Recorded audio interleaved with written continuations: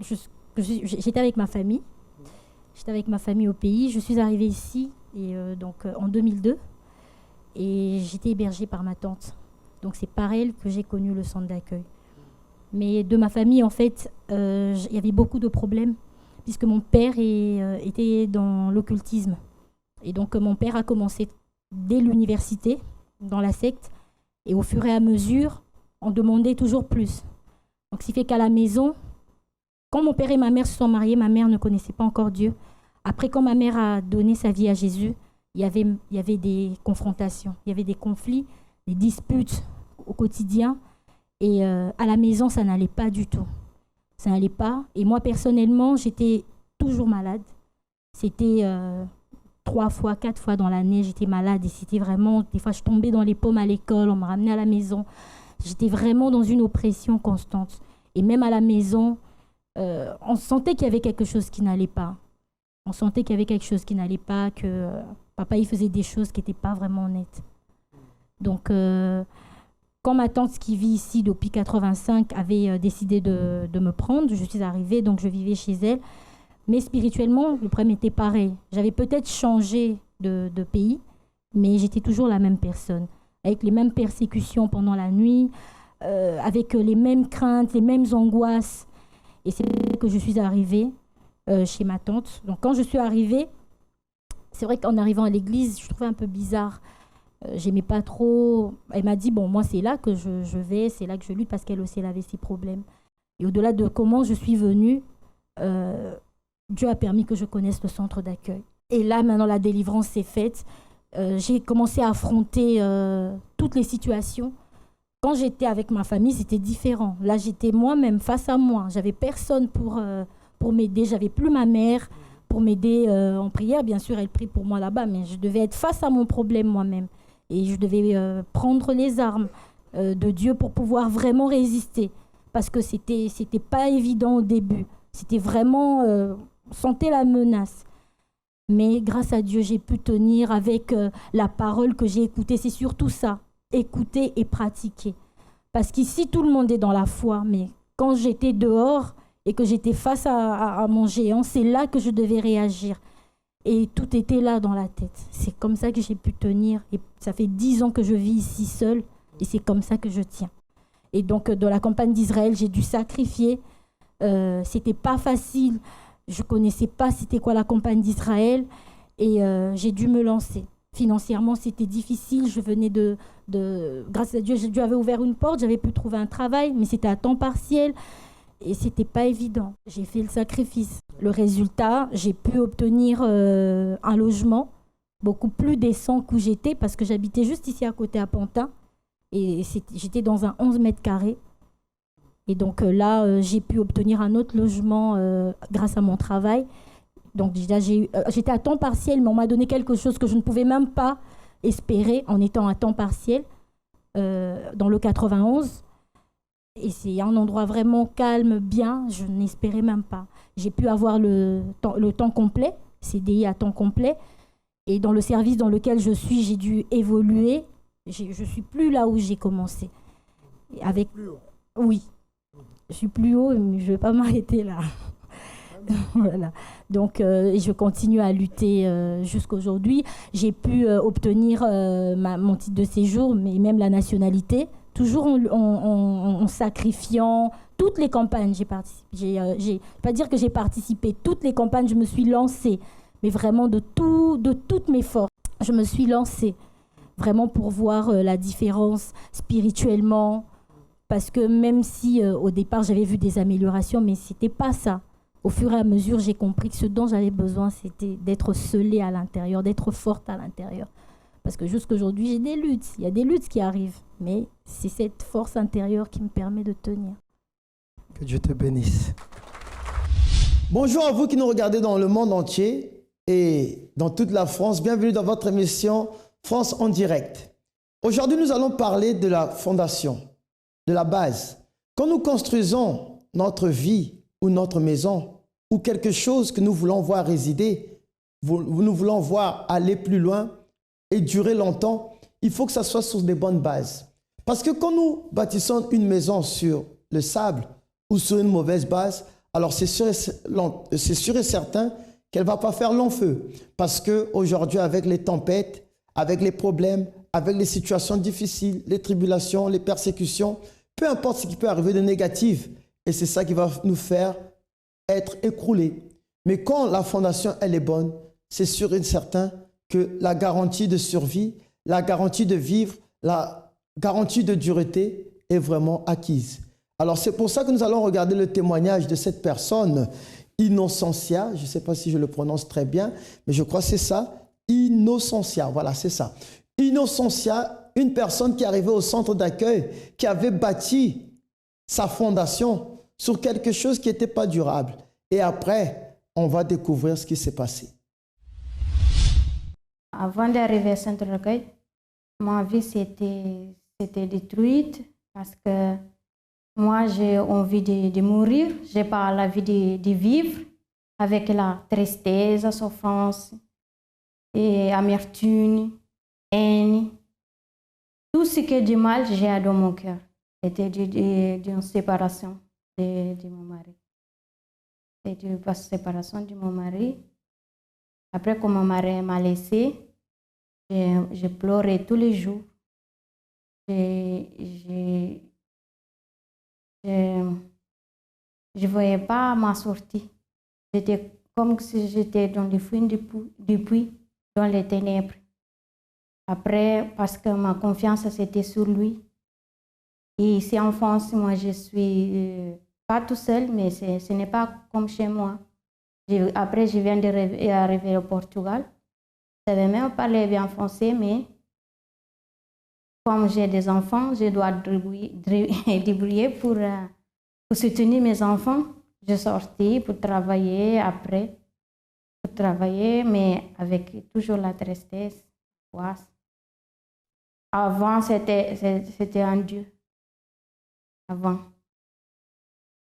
C'est pour ça que j'étais déprimée. Parce que c'était un bout de moi qui était coupé. Qui était coupé parce que nous, la femme de Cap-Vert, le mari c'est tout. Qu'on a à voir, le mari c'est tout pour nous. Quand il est sorti, c'est pour ça qu'il fait un grand dégât dans ma vie. Parce que des fois, j'ai regardé dans le miroir, je me mets à pleurer. J'ai pleuré. Quoi, moi, j'ai dit, ça va pas vivre comme ça, il faut que Dieu m'enlève, parce que si Dieu enlève de ce monde, peut-être il y a un autre monde plus mieux qu'ici sur la terre. C'est pour ça que j'ai envie de mourir pour aller connaître après mort comment ça se passe. C'est pas mieux qu'ici sur terre. Quand on met notre confiance sur des personnes, si on met notre confiance sur des membres de famille, des collègues, des maris, des épouses, ou peu importe la personne, nous devons nous assurer que ces personnes, vraiment, est-ce qu'ils peuvent supporter? Est-ce qu'ils vont tenir jusqu'au bout? Est-ce qu'ils vont garder cette même force pour nous soutenir? Parce que nous avons bâti notre maison, nous avons bâti notre relation, notre alliance, notre compromis sur eux. Et c'est ça qui s'est passé avec Innocentia. Elle avait basé tout sur son mari. Et le jour que son mari est parti, alors tout était écroulé. Et elle avait même plus confiance en elle-même. Mais le centre d'accueil est là pour ça, pour rebâtir votre confiance. Mais bâtir votre confiance sur quoi? Sur des nouvelles bases. Parce que celui qui croit, alors il met sa confiance aussi en ceux qui croient. Et vous croyez en qui? Vous croyez en quoi? Ça dépend que de vous.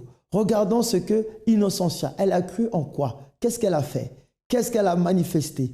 Et là, on verra que la fondation qu'elle a maintenant, c'est sûr qu'elle est solide, résistante, et qu'aujourd'hui, la maison qu'elle a bâtie a pu être relevée, reconstruite, et aujourd'hui, elle subsiste jusqu'à maintenant.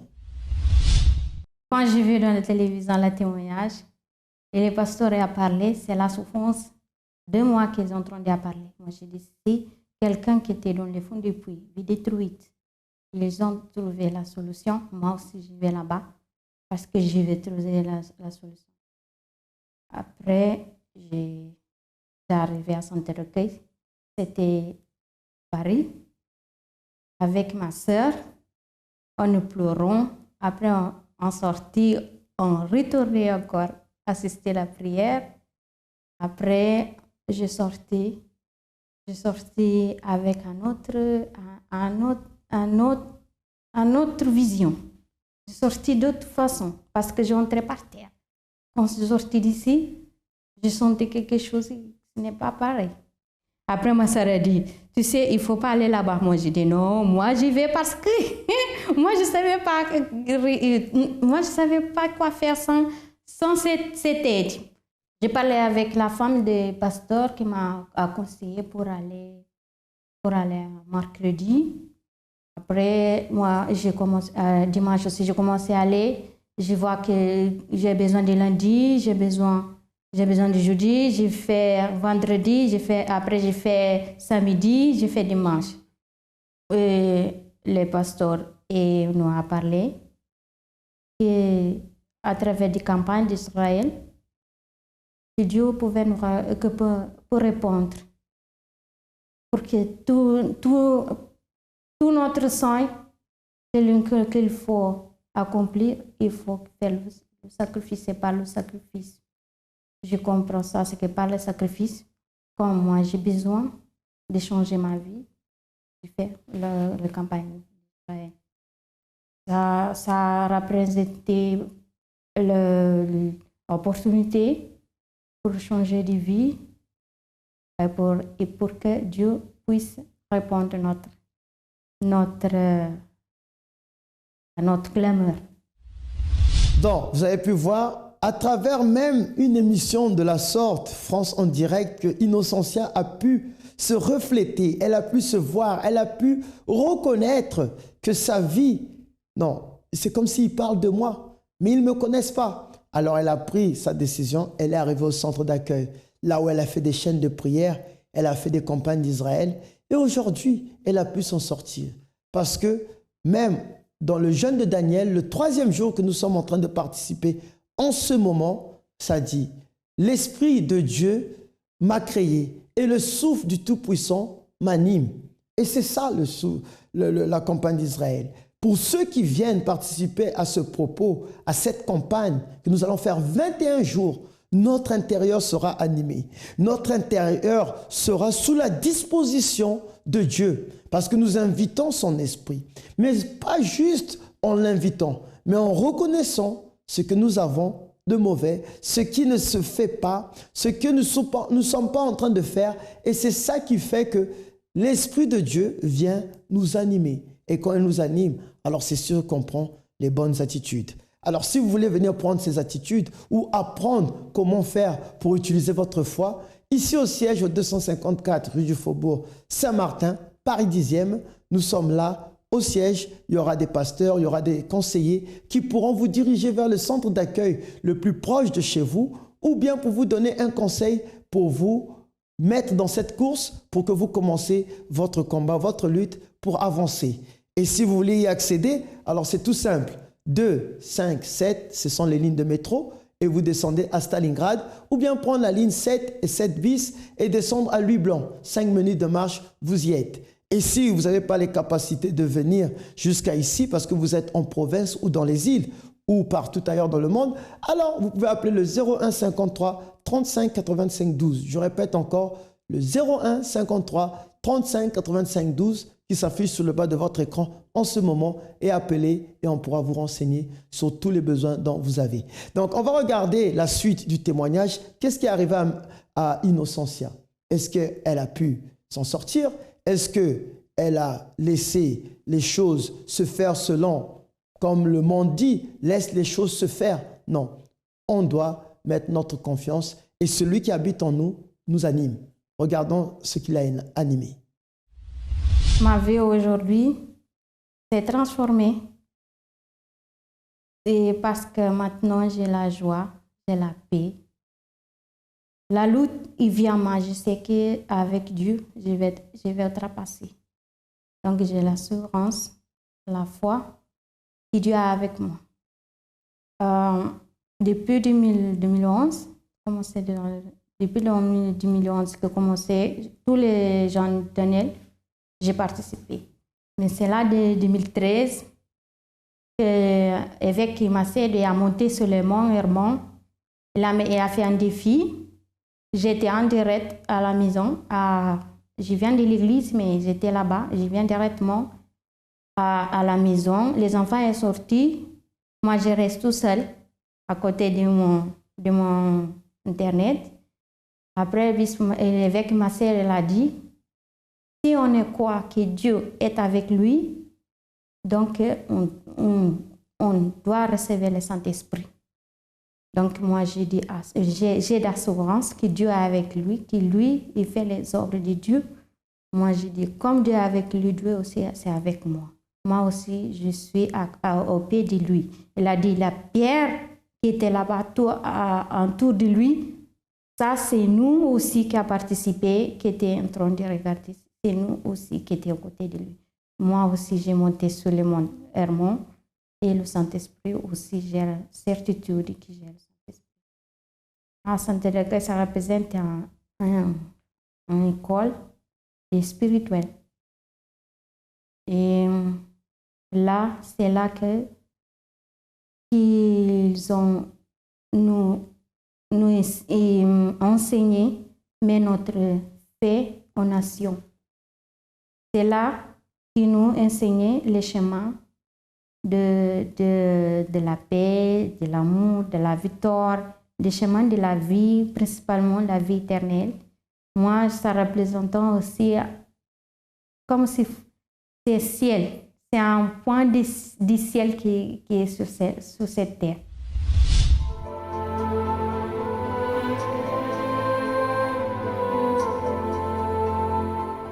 Quand l'Esprit de Dieu vient, il assouvit la soif. Il transforme la vie. C'est pour cela que le 29 janvier, le centre d'accueil débutera le jeûne de Daniel.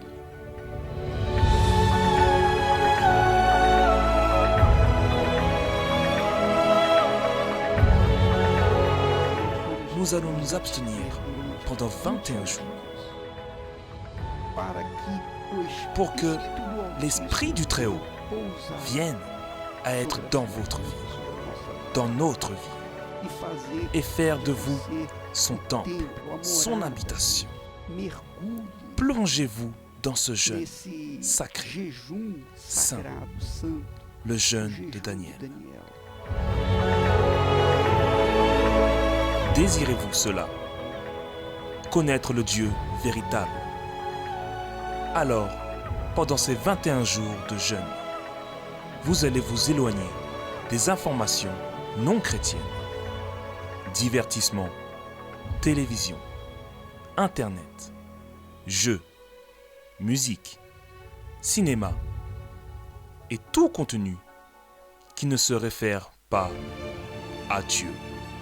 En outre, vous devez chercher et vous impliquer dans des choses qui contribuent à votre foi, comme la lecture de la Bible, les livres et les messages de l'évêque Macedo. Assistez à la programmation à travers le site yourdetv.eu. Accédez au site centredaccueil.net et lisez les messages de l'évêque Macedo, de l'évêque Julio et de l'évêque Victor, pour que vous puissiez rester continuellement connecté à Dieu. Écoutez la programmation de la radio positive sur le site centredaccueil.net. Vous y trouverez plus de contenu pour vous édifier. Jeûne de Daniel, du 29 janvier au 18 février. Centre d'accueil, définissez aujourd'hui ce que vous voulez vivre demain. L'Esprit de Dieu m'a créé et le souffle du Tout-Puissant m'anime. C'est ce qui s'est passé avec Innocentia. Plus de haine avec son ex-mari, plus de rancune. Elle est devenue une nouvelle personne, elle est remplie de joie et de paix. Et c'était à travers le jeûne de Daniel qu'elle a participé, qu'elle a pu recevoir le Saint-Esprit, le baptême du Saint-Esprit. Et si vous dites que non, mais je ne comprends pas toutes ces choses, alors n'hésitez pas, venez au centre d'accueil ou appelez au 01 53 35 85 12, le numéro qui s'affiche sur le bas de votre écran, et on pourra vous diriger vers le centre d'accueil le plus proche, là où vous allez avoir plus de compréhension. Et ça ne sera pas seulement de la théorie, mais ça sera de la pratique. Et toute chose qu'on met en pratique, ça se matérialise. Et là, vous allez comprendre encore un peu plus. Vous pouvez en savoir plus aussi au niveau des réseaux sociaux, le site internet www.centredaccueil.net. Et là, il y a plus d'informations, des messages, toutes les citations qui sont passées dans les jours précédents, si vous voulez les connaître, depuis qu'on a commencé depuis le 29, alors vous allez avoir ces jours et vous pourrez nous suivre, vous pouvez participer et même améliorer votre intérieur. Car aujourd'hui, c'est ça que le centre d'accueil est fait. Le centre d'accueil est là pour vous motiver, pour animer votre foi, vous apprendre à l'utiliser et à faire une prise de conscience que votre salut est très important. Donc, on va regarder le témoignage de Shenia, une personne qui a participé à la campagne d'Israël et a vu des résultats. À partir de 14 ans, où j'ai commencé à vouloir sortir, avoir plus d'indépendance, soi-disant, à 14 ans. Et aussi, j'ai eu un petit ami. Voilà, et ça a engendré des disputes. Mes parents n'étaient pas d'accord, ce qui était normal, mais à l'époque, je ne comprenais pas. Donc ça a causé des disputes, il y avait un gros fossé entre nous. Moi qui étais très complice de mes parents avant, là il n'y avait plus de complicité. Voilà, il n'y avait que des disputes et voilà. À l'intérieur de moi, j'avais de la colère parce que je me sentais incomprise. Moi, je voulais avoir mon indépendance, me sentir grande. Et voilà, je n'étais pas prise ainsi puisque mes parents, voilà. C'est pas cette impression qu'ils me donnaient quoi en fait. J'étais rebelle, agressive, je cherchais la bagarre avec tout le monde, que ce soit au collège ou voilà. Alors oui, j'ai eu des périodes où je buvais de l'alcool. Voilà, des périodes où j'étais stressée. Je buvais de l'alcool jusqu'à tomber par terre. Ou sinon, j'ai commencé aussi à fumer. Quelques années, un petit peu plus tard, j'ai connu un autre homme. À partir du moment où je suis tombée enceinte, j'ai arrêté mes études. Il n'y avait plus d'entente, même pendant la grossesse, on se bagarrait. Et voilà, des bagarres qui pouvaient aller jusqu'au sang. Parce que des fois, on cachait des objets. Alors, je suis arrivée au centre d'accueil, j'étais désespérée. Et voilà, j'avais 19 ans, j'avais pas de travail, pas de diplôme. J'habitais encore chez ma mère, ma vie sentimentale, ça n'allait pas. J'avais des dettes à une campagne d'Israël. J'ai participé de cette campagne. J'ai vendu ma voiture, j'ai donné tout ce que j'avais pour participer de cette campagne d'Israël. Et le changement a été fait à l'intérieur de moi. Aujourd'hui, ça va. J'ai pu reprendre mes études. Donc, je travaille et j'étudie, donc je fais de l'alternance. Je suis l'une des élèves la mieux payée, voilà, de mon école. Et je ne suis plus fichée à la Banque de France. La dette a été effacée. Et j'ai trouvé aussi ma maison. Voilà, donc je n'habite plus avec ma mère. J'ai ma maison et je suis mariée aussi. Donc il y a la paix, nous vivons en harmonie, nous sommes heureux. Alors ce que j'ai à vous conseiller, c'est de chercher le centre d'accueil le plus proche de chez vous. Et lorsque vous arriverez là-bas, de vous diriger vers les personnes qui seront à votre service là-bas, les assistants. Et voilà, et tout ce que vous entendrez, de mettre en pratique et de ne pas avoir peur de vous lancer.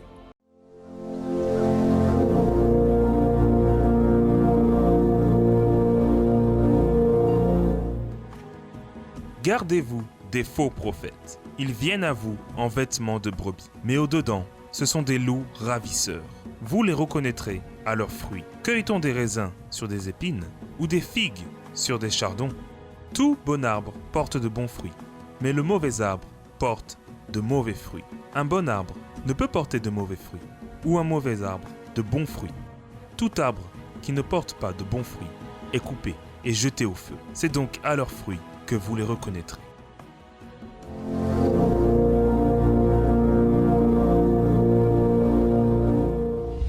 Notre émission touche à sa fin. Donc, demain, nous aurons encore, dans tous les centres d'accueil, le culte pour le Saint-Esprit pour ceux qui veulent être baptisés ou renouvelés. Alors on vous invite à y participer. Donc ce jeûne, il va se terminer le 18 février. Mais ce jeûne, ce n'est pas seulement pour faire des actions religieuses ou bien prendre des attitudes, faire des prières, mais c'est pour vraiment se remettre, vraiment se verser entre les mains de Dieu pour avoir sa plénitude, pour avoir une alliance, un compromis vraiment qui est vrai et qui est sincère devant lui. Parce que s'il est avec moi, qui sera contre moi? S'il est à l'intérieur de moi, alors c'est lui qui va m'animer. Quant à moi, je vous dis à la semaine prochaine et que Dieu vous bénisse.